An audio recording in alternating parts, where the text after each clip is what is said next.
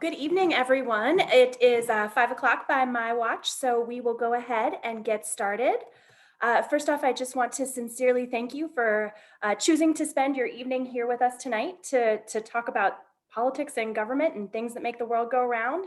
I know Dr. Dunn and I are both extremely overwhelmed by the response that we've gotten to this event series, and we're just really looking forward to the next few weeks as we learn and refresh our understanding of politics and government.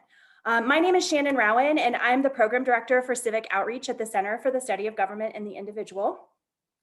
CSGI exists to explore the constitutional, economic, political, and social foundations of a free and prosperous society. We are a vehicle for discussion, exploration, and debate, most certainly. And our hope tonight, what this event was really born out of was, the end of 2020. In talking with some friends and supporters of CSGI, there were some strong recommendations that a refresh and a retouch on how our government functions and why it functions the way that it does could be really, really helpful for many of us. I know for me, it's been a long time since I sat in a poli-sci class. It's been a long time since maybe some of us sat in our high school classrooms and learned about civics and politics and government. So Josh is going to kick us off tonight. Just a few housekeeping points. If this definitely is a session that is designed for dialogue and discussion, civil dialogue and discussion, of course.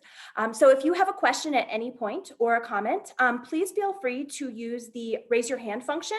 If you move your mouse down to the bottom of the Zoom screen and click reactions, you'll see the raise hand button pops up right there for you. Alternatively, if you would prefer to ask your question in the chat box, or if you'd like to chat me directly with your question, I'd be happy to pose it for you. Otherwise, that's all I have. If you need anything, please feel free to message me. But Dr. Dunn, I will turn it over to you. Great. Thank you so much, Shannon. And I want to thank all of you for joining us this evening.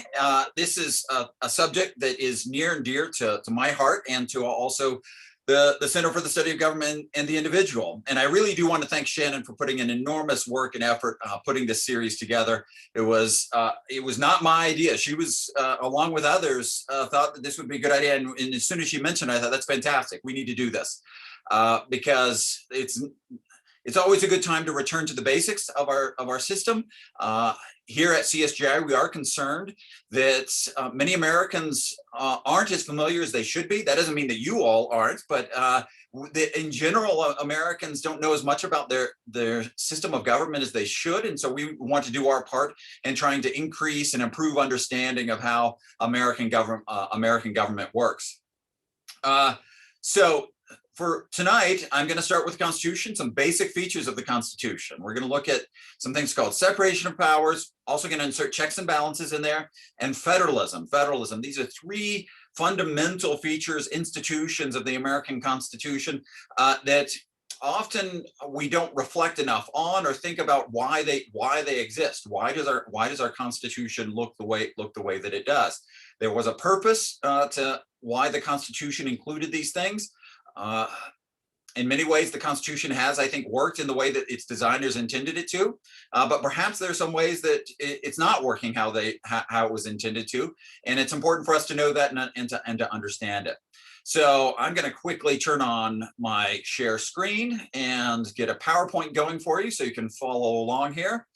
And as Shannon said, please feel free to ask questions. I do want this to be a very informal kind of conversation, chat about these features of the Constitution. All right, so we're going to start off with separation of powers. Separation of powers. And in order to understand separation of powers, you actually have to contrast it with another kind or system of government or framework for government. So a very rough and simple definition of separation of powers would be a division of government powers into different branches. And we'll look at what the different branches are and the different kinds of powers that they exercise. But then you can compare that, a separation of powers system, to a parliamentary system. And this is sometimes referred to as a fusion of powers system. And in a parliamentary system, you really see what's known as legislative power and executive power combined into one. So you have a parliament which elects a prime minister who then exercises the executive functions of government. Our system is not like that. Many Western industrial democracies do follow a parliamentary system instead of a separation of power system, but ours is a separation of power system. So let's just look quickly at a layout of this. You can view it as that the Constitution explains what powers government is going to have, and then it allocates these powers to different branches. And so, of course, you have the legislative power. That's the power to write laws, to make laws, to craft laws. That's outlined in Article 1 of the Constitution. Article 1 of the Constitution. By the way, there are 7 articles in the Constitution, and we will look at several of them today, but the most important ones are these that I have listed here, because they outline the 3 major branches and powers of government. So you have the legislative power. The founders, the people who wrote the Constitution, thought that the legislative power was the preeminent and most important power in government. And that then affected the way they wrote Article 1 of the Constitution. It looks different than how Article 2 is written, and then also how Article 3 is written. So you have the legislative power, it's outlined in Article 1, it creates Congress, and of course within Congress you even have separation of powers itself, because Congress is divided into 2 houses. Right? You have the House, which is supposed to be closest to the people, the most democratic branch of our government, and then you also have the Senate. So you actually see separation of powers in Article 1 itself, with the division between the House and the Senate. In a minute, I'll talk about why they did this. Then you have the executive branch that's executing the law. And there you have Article 2 of the Constitution. That outlines the presidency. Right? So if you're going to go read the Constitution, you'll start off with the preamble, but then you'll immediately get to Article 1. You'll see how Congress is structured in Article 1, the powers that are given to Congress. Then you'll move along to Article 2, and you'll have the presidency and the powers that are given to the presidency. I will I don't want to get into too deeply into this, but if any of you have questions about this, one of the immediate things that you'll notice in comparing Article 1 and Article 2 is that the powers that are given to Congress are much more precise and narrow than the powers that are given to the president in Article 2. And some of that relates to the nature of executive power itself. It's just more difficult to define precisely, but it also reflects their belief that even though it could be dangerous, that one institution needed perhaps some greater latitude for immediate action. And so we'll say a little bit about that itself in another couple minutes here. All right, so you're going through the Constitution, you've read Article 1, you've read Article 2, and then you get to the judicial branch in Article 3. Now, officially, the Constitution only creates one court. It only creates one court, the Supreme Court. That's the only court that is actually created by the Constitution. It does, however, allow Congress to create inferior courts. So Congress can create additional lower courts. That's why we have the federal judicial system that we have today, but they can be different. They're known as what Article 1 and Article 3 courts, and it gets a little bit technical. But Article 3 courts, you would say, are the primary lower federal courts that you probably have some familiarity with. But those are the 3 major powers of governments. And the people who wrote the Constitution thought that it would be wise to separate them into different institutions, give them to different institutions.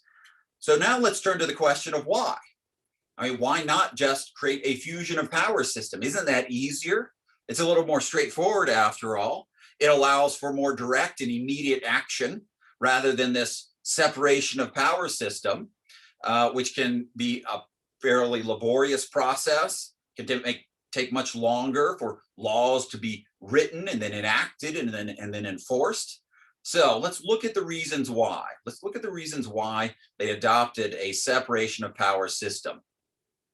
Two primary reasons. But there's much that could be said under both of these. But the first would be to limit bad governments. And so what do I mean by bad governments?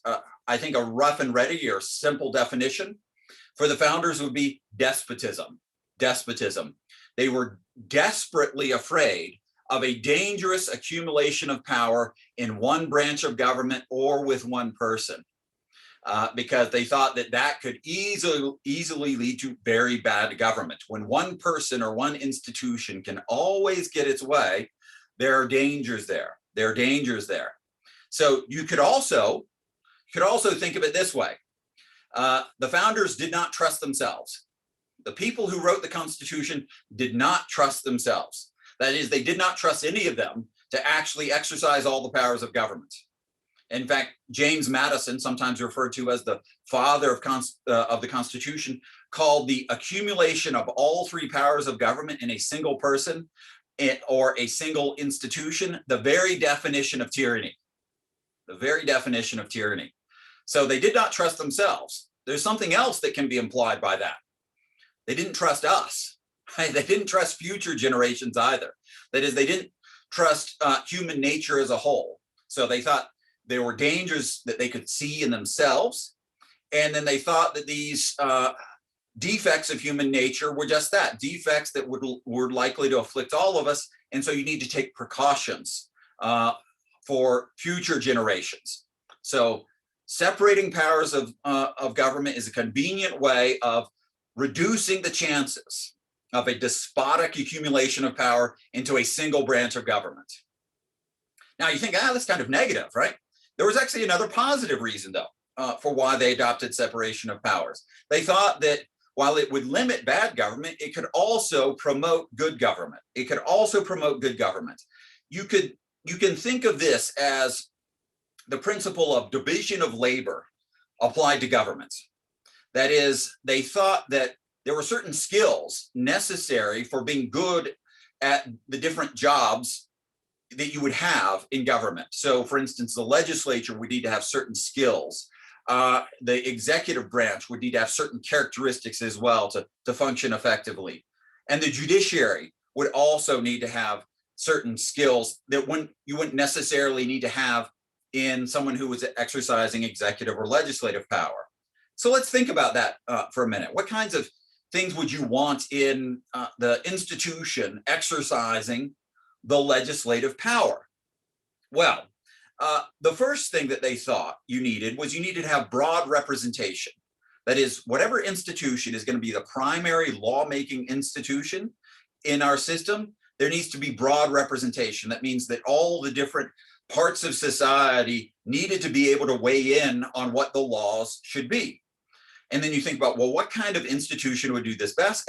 A legislature. A legislature would do this best, because you can have representatives and then also senators who initially were supposed to represent states as states themselves. We ended up changing how we elected them. That changed the nature of Senate representation to some degree, but still in the House, you see a very close connection between representatives and constituents, and also a close connection between senators and states and their constituents in the states. Right? So they needed broad representation. You also need deliberation. Deliberation. They wanted careful deliberation about what the law should be. For them, it was much more important to make certain that you got the law right, rather than just writing law. So they wanted a system that would actually slow down the process of writing legislation and force people to deliberate about what the law should be. And the goal was that through this process of deliberation, you would actually get better laws, laws that approached justice and the general good for them. And then the final characteristic, and this relates to the other two that I mentioned with Congress and promoting good government, is that you need an institution that enjoys the confidence of the people.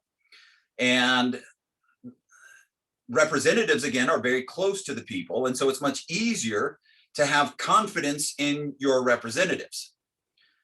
Now, some of you might be thinking, hey, I know what the public thinks about Congress. I know about the approval rating for Congress as a whole. The approval rating that we have for Congress as a whole is terrible. All right, as a whole, most Americans have a very low regard for Congress as an institution. Now, actually, I do think this is a problem. I think it's a problem that Congress is considered so suspect by the American people, and it's not always been held in such low regard. However, even though Americans as a whole don't have confidence in Congress, they do have confidence in their own representatives and senators. So you ask them about what do you think about Congress? Well, Congress is terrible, but my representative is a good representative and my senators are good senators on the whole. Once again, reflecting this idea that the individual members of Congress actually have the confidence of the people that they represent. So then the executive branch, what do you want in the executive branch, and how would it exercise different kinds of powers or attributes that you wouldn't necessarily want in Congress? Well, the people who wrote the Constitution said there were three characteristics of effective execution of the law. And those three characteristics were energy, secrecy, and speed. The word they actually used was dispatch, which means speed. Right? So energy, secrecy, and speed. That is, when you execute the law, you need to do it energetically. Often, execution of law also requires secrecy. So think about, for instance, foreign affairs, fighting wars, those kinds of things. That requires some secrecy, so because you don't want people who wish ill upon you to know what you're doing. And then speed. You need to be able to act quickly. Now, think about Congress. Does Congress act quickly? Does it act secretly? Does it act energetically? If you think about Congress, I don't think any of those three words would actually apply to Congress. Congress is very slow, and by design, a very slow, kind of ponderous institution. And you can't keep secrets on Congress. If one member of Congress knows something, then just about everyone else knows what's going on in Congress. I think there's a good example that reflects effective use of executive power, and that was actually on 9/11. I think most of you were alive on 9/11. You know that terrorists were flying planes into the Twin Towers and onto the Pentagon, and they're probably aiming another plane, probably towards Congress or the White House. And there was a decision made on behalf of the president by the Secretary of Transportation, Norman Mineta, very quickly, which is that as soon as the plane started hitting the buildings, he just said, put all the planes on the ground. Put all the planes on the ground. And that was the correct decision. But imagine if we had actually had to require Congress to make that decision for us, right? Congress would have been deliberating for a long time. Right? They would not have acted quickly, and that they would not have reflected those three characteristics of effective execution of the law: energy, secrecy, and speed. Then you think about the judiciary. Right? The judiciary. What do you need for someone to be an effective judge? A good judge. Well, this could go on for very long about this, but I'll just mention two things. The first thing that you want is independence from popular pressure, because justice in the legal system requires that everyone receive equal treatment under the law. And if judges are subject to political pressure, immediate political pressure, it could encourage them to shape the law in ways that are unjust towards, say, unpopular defendants. And so the judicial branch needs to be separate, and there needs to be some insulation for judges. That's why they have life tenure with good behavior. The other thing that you want is a detailed knowledge of the law. And it takes time to acquire this detailed knowledge of the law. Hence, you want, again, for them to have some protection in their office so they can stay there, learn about the law, and then be able to apply it effectively. All right, so that's separation of powers. Very brief overview of separation of powers and then why we have this system of separation of powers. So now I'm going to turn to another feature of the Constitution, known as checks and balances. Now, sometimes people think of checks and balances as being the same thing as separation of powers. That's not the case. That's not the case. In fact, checks and balances is a kind of novel, although the idea you could see was actually centuries before you could see people articulating something that looks like checks and balances. It was the American founders, the people who wrote the Constitution, who first really worked out a system of checks and balances. So if you want a summary of checks and balances, it would be that the power of each branch of government to block some actions of the other branches. Now, wait, you might think, well, okay, yeah, fine. Don't you have that with separation of powers? No, because this is why you need the second sentence that I have here.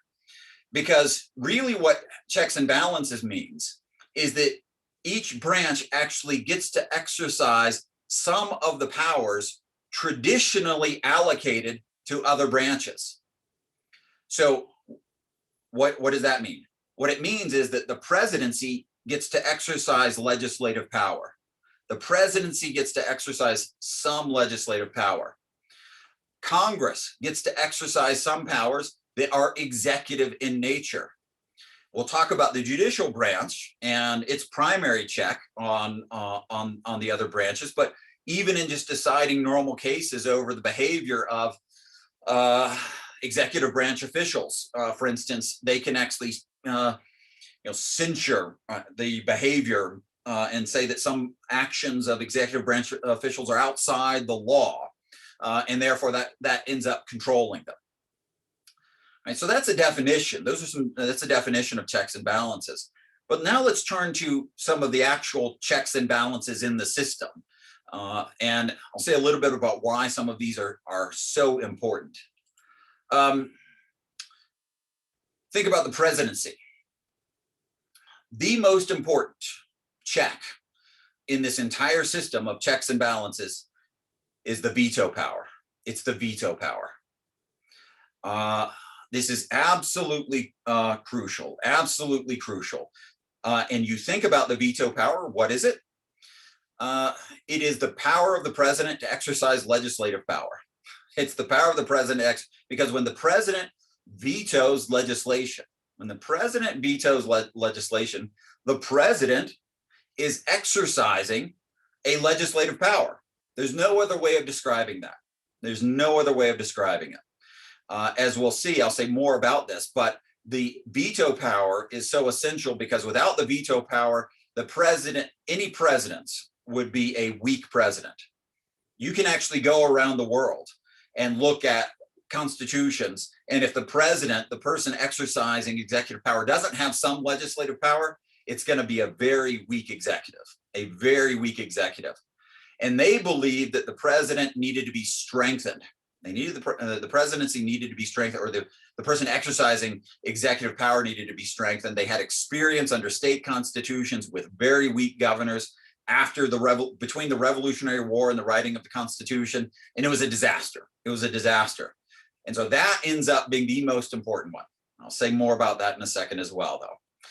Then you think about nominating judges, right? So by nominating judges, the president is influencing the judicial branch. The judicial branch. So you would call those examples of checks and balances that the president has on other institutions. Then you look to Congress. What checks and balances is Congress given in the Constitution? Well, a big one, which we have confronted quite recently, seen exercised, at least partially recently, would be the impeachment and removal power. Right? So when Congress impeaches a president, and if they were to ever remove a president, right, they would obviously be exercising power over the executive branch. Sorry, trying to see if there are questions here, and play from start. It looked like there was some popping up, but I cannot see them. So, hi, Josh. We did actually have one question from the from the audience. Yep. Even with the separation of powers, some laws don't treat people equally. Did the framers intend for separation of powers to guard against this? If so, why isn't it working? So yes, they did that because they thought that the rule of law required equal treatment under the law. And so the question is, so why doesn't it work, or why doesn't it work perfectly might be a better way of asking it, is that all human institutions are subject to failures. And so the argument that they would give is, yeah, we have failed, right? We have failed, or it's failed to some limited degree. But overall, the system is supposed to avoid doing that. And so then what they would probably also say is, even though some people do end up being treated differently sometimes under the law, in comparison, how is the Constitution done related to other forms of government? And I think what they would argue is that, yes, even though the Constitution doesn't always work perfectly, that on balance, at least by a historical comparison, it's done a relatively better job than other forms of constitutional arrangement have done. So there are constants. You can't read the documents surrounding the ratification of the Constitution, the writing of the Constitution, where they will say that, look, all human endeavors are subject to failure and infirmity because humans are infirm creatures. And so, but what you want to do is do your best to try and mitigate against those problems that human nature presents. All right. So good question. Very good question. Yeah. And we might come back to it at the end when we try to bring all of this together to look at their fundamental underlying goals for the Constitution and the system of government that we have. All right. So Congress, impeachment and removal, the power to declare war. This is a very interesting one because often in America, we just think, well, Congress has the power to declare war, so it's just a legislative power. But traditionally, the power to declare war had been considered an executive power. That is, whoever was exercising the executive branch in a government was the one who had the authority to decide whether or not you were in a state of war and whether or not you should go to war. The people who wrote the Constitution thought that war is a very serious and expensive and dangerous and costly and both money and treasure and blood to a nation. And so if the nation is going to go to war, then the people should be able to weigh in as much as possible on that, because the greatest burden is going to be borne by the people. And what institution is closest to the people? Congress. And so that's why it's given to the president or to Congress. But then you think about it, how many wars have we had since World War II where we haven't actually declared war?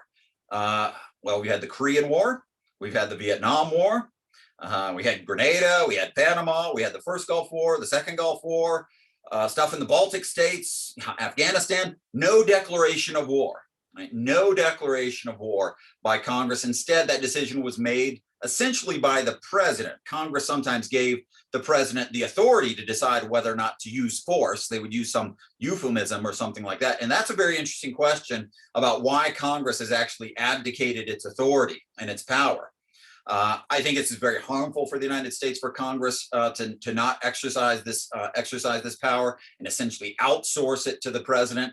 The short answer to why they've done it is that Congress can suffer from collective action problems because Congress is composed of many people, where the presidency doesn't suffer from collective action problems because the presidency is occupied by one person.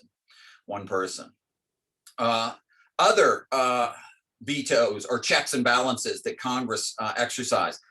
Congress can deny a presidential appointment. So for instance, the appointment of an ambassador. Again, this was considered an executive power. It's an executive power to decide who's going to be your diplomats. And Congress can decide whether or not someone actually, the Senate does, can say that this person actually can't be our ambassador to the Germany or United Nations or China or wherever. Also, the ratification of treaties. It's the same thing. That was considered an executive function, but they wanted Congress to also be able to have a say in whether or not the United States should commit itself to a treaty. Congress can, of course, also override a presidential veto. And then also, I don't have it up here, but Congress can decide to not approve a presidential nomination for the federal judiciary, right, for the Supreme Court or for the lower federal courts. Then you turn to the Supreme Court. The Supreme Court. What checks and balances does it have? Now, the one that's always mentioned, is judicial review. It's judicial review. And I'm not going to say a lot about this one because we're actually going to have another session on the Supreme Court and civil rights and liberties. And I think I'm doing that one. And I will say more about this one there because this one is actually kind of tricky. Because if you read the Constitution, nowhere in the Constitution is the Supreme Court explicitly given this power of judicial review. It's not given explicitly at all. And today, when we think about judicial review, what we really mean by it is judicial supremacy. And we think by that the Supreme Court is the final and ultimate interpreter of the Constitution. And that is certainly not found anywhere in the Constitution, but that's what we have. So it's an interesting story about where it came from. It really came from judicial precedents and then just kind of public acquiescence to the idea that the Supreme Court should have this power. All right, so now I want to say a little bit about why checks and balances. And the first and most important reason was that they did not think that you could actually preserve separation of powers without checks and balances. That is, if you want separation of powers, you have to mix some of the powers among the different institutions. Their experience under the state constitutions was that legislative branches, state legislatures, as I have here, this is a quote from James Madison, where he said, the legislative department is everywhere extending the sphere of its activity and drawing all power into its impetuous vortex. So very evocative language there. So this is why giving the president the veto power was so important. Giving the president the veto power was so important because it allows the president to protect the presidency from legislative invasions. That was the goal. Give the president the power to defend the institution. And then also give other institutions the power to defend themselves from invasions from the other branches. Now, today, you might actually think that it's reversed. And I think there's decent reason to think that over the course of the 20th century is that instead of the legislature pulling all powers into its impetuous vortex, maybe the executive branch is doing that. Because we've seen just a dramatic growth in presidential power, extraordinary growth in presidential power. So maybe the situation has been reversed to some extent, but that was their fear, that if you didn't give means of self-defense, right, that's one branch would end up taking over all of the other branches, and then you wouldn't have separation of powers. The second reason that they chose checks and balances was that they thought it would also improve the quality of government. So you combine separation of powers with checks and balances, you have a very elaborate set of institutional arrangements. It becomes very difficult actually to just do things. What their hope was this, and this is what I have in this quote here. Their hope was that if you couldn't get exactly what you want, that you would aim for what was good for all, that you would aim for justice, that this whole system was designed to make you think about justice and the general good. So in the extended Republic of the United States, among a great variety of sects, this comes from James Madison as well. He's talking about this elaborate system. He says a coalition of a majority of the whole society could seldom take place on any other principles than those of justice and the general good. Now, again, does it always work this way? Of course not. However, this was their goal. That's why it was designed this way. It was to force individuals who are naturally self-interested, and if they're serving in government, it's a reasonable assumption to think that they're very ambitious and ambitious people can be dangerous people. So what you want is you want to make it difficult for self-interested, ambitious people to get exactly what they want. And by making it difficult for them to get exactly what they want, hopefully they will think about not what's just best for them, but what's best for all. Right? So that was the goal. That was the goal behind this system of separation of powers and checks and balances. So now let's turn to this final feature of the Constitution, federalism. Federalism. So federalism it's actually, first of all, an interesting word. When they created the Constitution, the word federalism did not have the meaning that we give to it today. So when I have this definition here, that wasn't their understanding. Federalism actually meant a confederation. But over time, we came to describe our constitutional system as a federal system, or a system with federalism. And so what is it? It's a system of government where power is shared between a central government and regional governments. So in our system, you have the national government and you have state governments. There's another component to this, though, which is important for a federal system, which is that each level of government must have final decision-making authority on some activities. Another way of putting that is that each level of government is sovereign, has some sovereign authority. That's what it means to have final decision-making authority. They are sovereign in respect to some decisions that they would make. And each level of governments, that is the state government and the national government, is specially protected. So what does that mean? It means that the national government cannot destroy the state governments, and the state governments cannot destroy the national government. Those are essential also for a federal system. Now, America was really the first country to practice a federal system. And once again, that's why they didn't really have a word for it. No one knew exactly what to call it. But now this federal system has been mimicked by other countries around the world. There are other countries that have federal systems that look in some ways similar to what we have here in the United States. So how do you see federalism itself actually woven in the Constitution? Where is this principle of federalism expressed? And so here we're going to look at some other articles of the Constitution, but you can see it many places. Federalism is actually just part and parcel of the Constitution. First, the states exist. And so there are many things that are written about the states. You can go read Article 4 of the Constitution. Go read Article 4 of the Constitution. There are many important things said about states, and there are also guarantees that are required in the Article 4 of the Constitution. In fact, one of them is called the Guarantee Clause, which is that each state must provide a Republican form of government, small r, not Republican Party, but small r Republican form of government. But their existence is guaranteed. You see it with the amendment process. You see federalism in the amendment process. If you want to revise the Constitution, what do you have to do?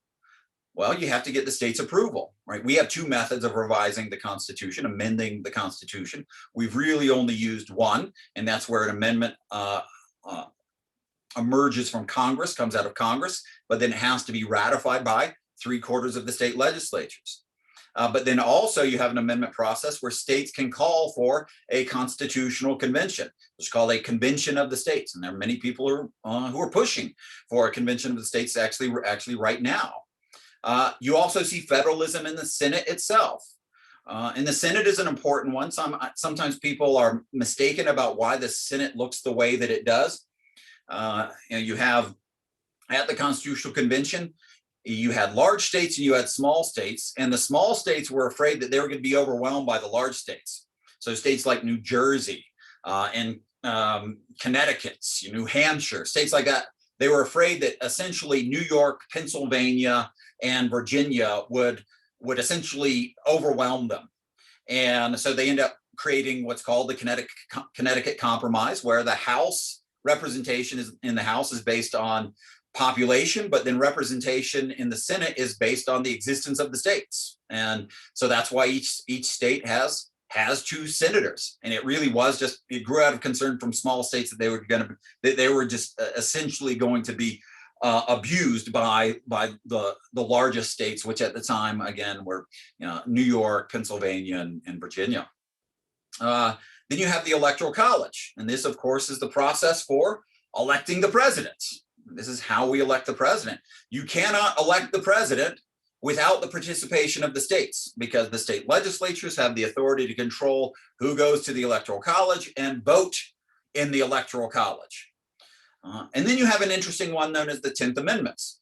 And the 10th Amendment essentially reserves powers not delegated to the national government, to the states and to the people. And so you can think of the 10th Amendment as in some ways as reiterating the importance of federalism in our constitutional system.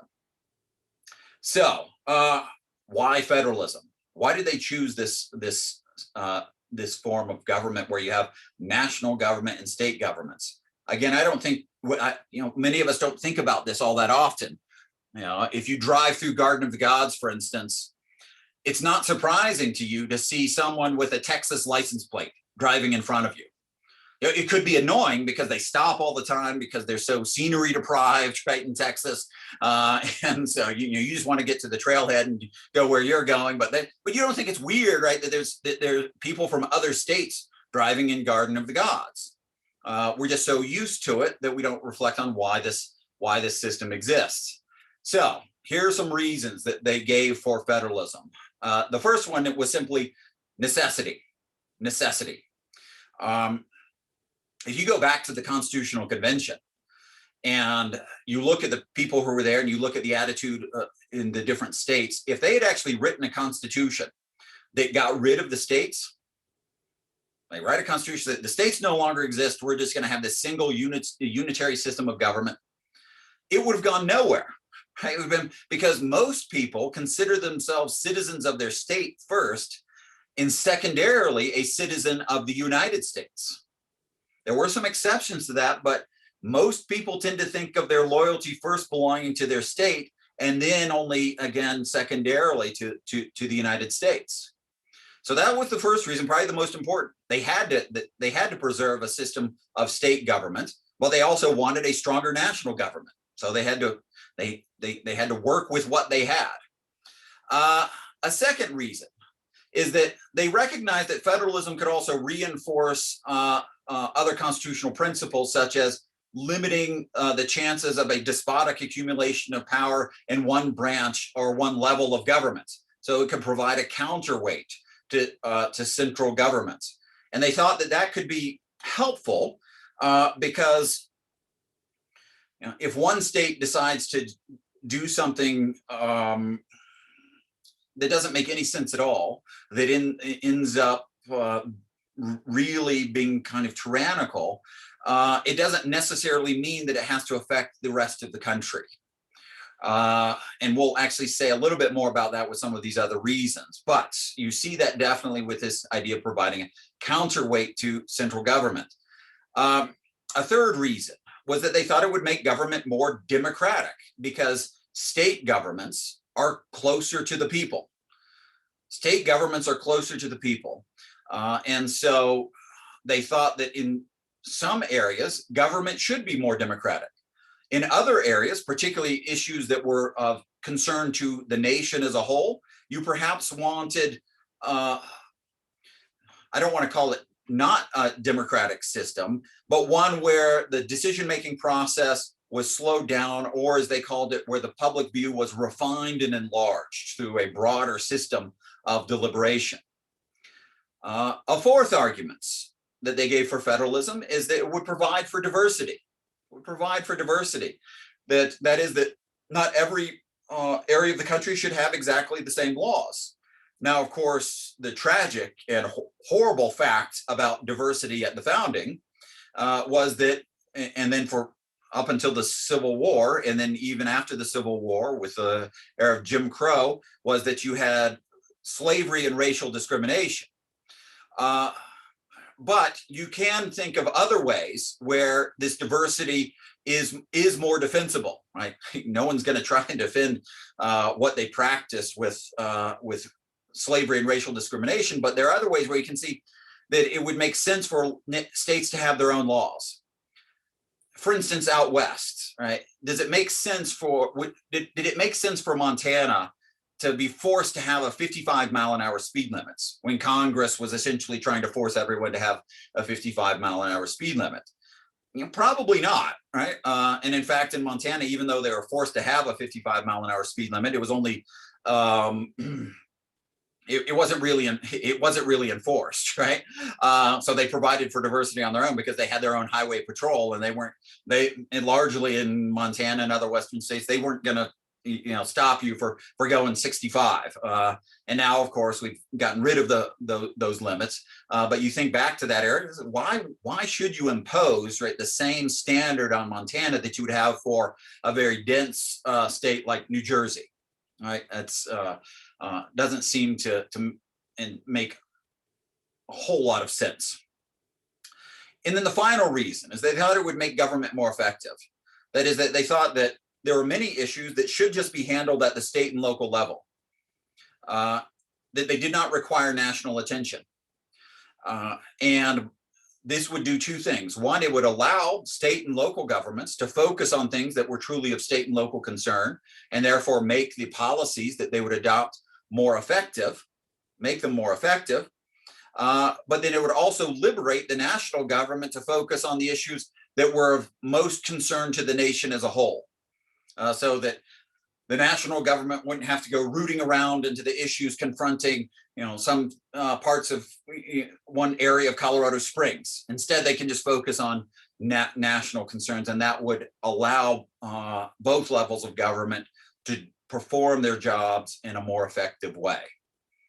So to conclude, then I'll open it up for more questions here. What was their overarching purpose with this somewhat elaborate system of government? Again, this is not a simple constitutional framework. So it's certainly much more complicated than most parliamentary systems again. Their overarching purposes were to protect rights. The system itself was designed to protect rights and to promote justice.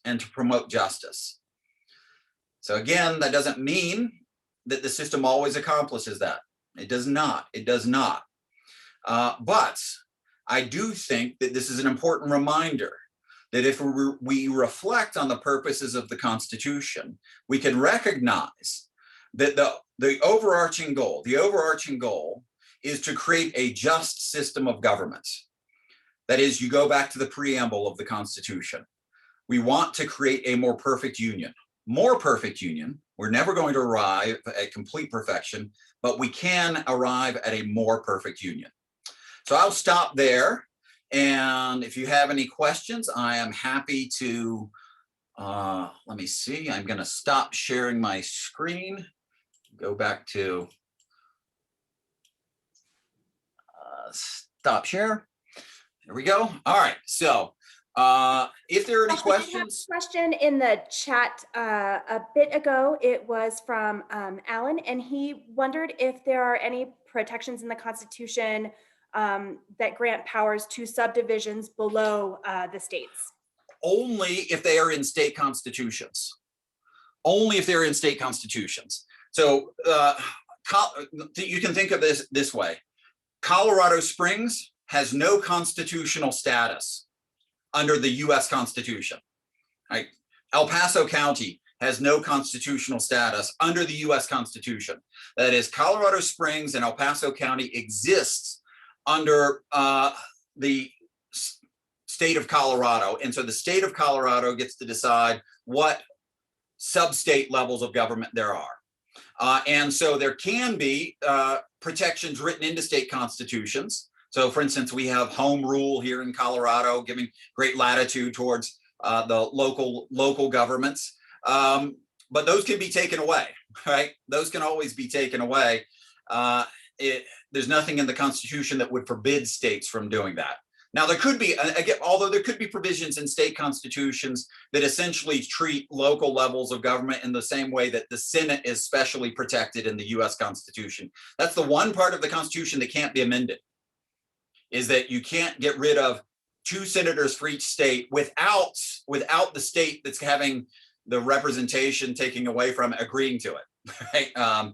So I suppose you could have that in state constitutions. Yeah. All right. Other questions? Oh, have there been any cons of checks and balances? I like that one from that's a good one. That's a good one. All right. So the great drawback to this entire system of separation of powers and checks and balances is that it makes it really difficult for government to do things, right? You can think of it this way. Gridlock under our Constitution is a feature, not a bug. That is, if you could take the people who wrote the Constitution from out of 1787 and transport them to 2021 in America and say, oh, we have this horrible problem. It's called gridlock. And then you were to define gridlock for them, they would look at you with a very funny expression on their face, like, wait, that was kind of the point. We wanted to make it difficult. We wanted to make it difficult. So you can say that, but however, there are times when this slow process can make things, can make it impossible, I think, for government perhaps just to act in ways that it might be necessary for it to act. But I actually want to go back to that example of the power to declare war, because this is a place where the system hasn't worked out quite as the founders intended it to. Because here's what they thought. They thought that this whole system of separation of powers and checks and balances would work because of human nature. So again, what do we know about people? They're generally self-interested. What do we know about people who seek office? They're ambitious, right? So you can count on that. And so the system of checks and balances was supposed to work because people would want to defend their institution out of their own self-interest. So you essentially take this defect of human nature and turn it to public benefit. Right? That was the goal. It has not always worked out that way with Congress, right? Because Congress, again, does not always act in the interest of the institution. Again, I said that they suffer from collective action problems. That is, it's difficult sometimes for members of Congress to set aside their own personal interest, and act for the good of the institution. Another way of thinking about this is that the individual interest of members of Congress don't necessarily match the interest of Congress as an institution. They don't match the interest of Congress as an institution. And you see that with this power to declare war. Because if the United States goes to war and the war goes well, it turns out that it's popular, right? You don't like to think about war being ever great or anything like that. But let's say that the public thinks that the war was a worthwhile and noble effort. Who gets the credit for it? Well, the president does, because the president is the one prosecuting primarily the war. So the members of Congress who voted to go to war are not going to get a whole lot of credit for it. But let's say members of Congress vote to go to war and then things don't go well. Well, who's going to get the blame? Well, the president will get a lot of the blame, but members of Congress will get a lot of the blame too, right? They'll get a lot of the blame as well. And so members of Congress don't see any personal advantage to protect this power of Congress itself to declare war. That's why they keep outsourcing it to the executive branch, because they don't want to take the personal risk to protect the institution. So that's a place where I think that it's actually not worked out the way that they had hoped. Yes, human nature still operates the way that they thought it operates, but it actually operates even more effectively than they thought. The self-interest even overrides their loyalty to the institution. All right, other questions? Ooh, increasing use of executive orders. Yeah, so Carl asked, well, first of all, I'll say is that many executive orders, there's no problem with them at all. They're just essentially dictating how the executive branch is going to function. And that's a reasonable authority of the president. Of course, many executive orders, though, and the ones that people get worried about are when the executive order essentially sets policy, sets the law outside of the legislative process. So yes, they can be challenged. Yes, they can be challenged. The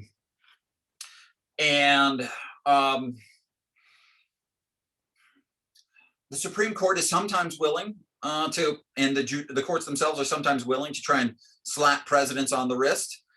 The most recent one was over the DACA in this past summer, where Trump had reversed President Obama's executive order regarding immigration, which really did establish a new law.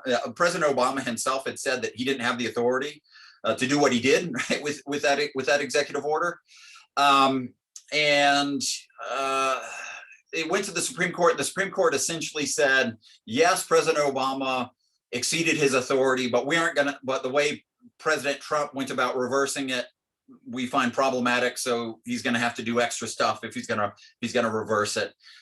So the picture isn't entirely clear on that. It's not entirely clear. But good question. I see another. Can you recommend a few books that are more layperson oriented? They're good. Oh goodness, there are many. So what I'm going to say for that one, for books, maybe what we could do, Shannon, is I can actually put together a list of some books, and we can send it out to the participants as well. If you're on this, if you're listening in, feel free to email me. All right. I think it's probably obvious that I really enjoy talking about this stuff.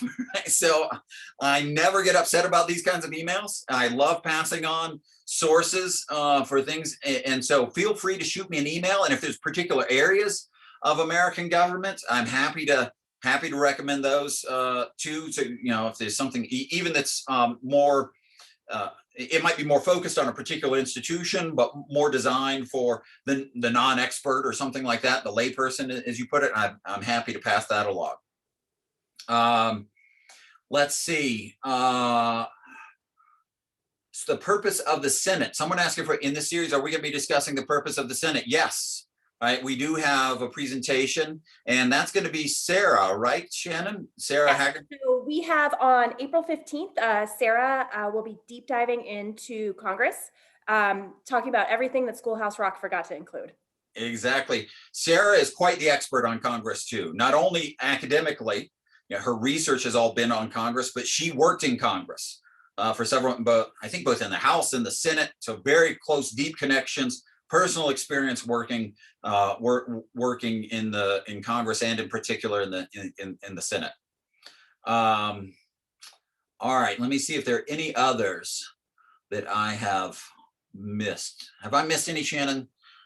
So Jen had a quick question about your thoughts on the Electoral College versus the popular vote. And I will also say that we are wrapping up the series with an in-depth discussion also with Sarah on US elections and the Electoral College. So make sure. Okay, yeah. So I will defer to that one then, because that's a complicated one. I will say technically in our system, there's no such thing as the popular vote, right? They're actually in the Electoral College.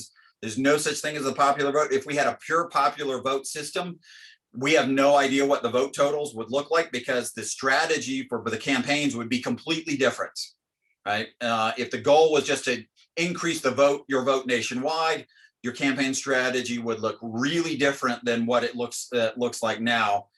So just by saying that, you can probably get a sense that the Electoral College just have pretty profound effects on how our elections work, how campaigns work, the nature of the appeals that are made to the public. So I'm certain that Sarah will cover a lot of that. So I'll punt. So I think yes. So I think we're right up at the end here. So I'll turn it back to Shannon. So thank you, all of you, for joining us. I hope you join our future sessions like these. And we're just extremely excited that there were so many people in the community that were interested in joining us for these. So have a great evening, everyone. Yeah, I just want to echo Josh's thoughts. This has been so much fun, and just to see as registrations have ticked up, we are so excited about this first endeavor, and hopefully it won't be our last. Some of you asked questions about getting the slide deck, and yes, I will absolutely send you the slides tomorrow morning, as well as I'll get some of those book recommendations from Josh and include that in the email to you. Please make sure that you're planning to join us again next week. Stephen Pitts will be talking about the concept of equality, taking it through the lens for all the way from the French Revolution to the Declaration of Independence to today. So we sincerely look forward to seeing you then. And with that, have a wonderful evening. Thank you for spending an hour with us. Bye-bye, folks.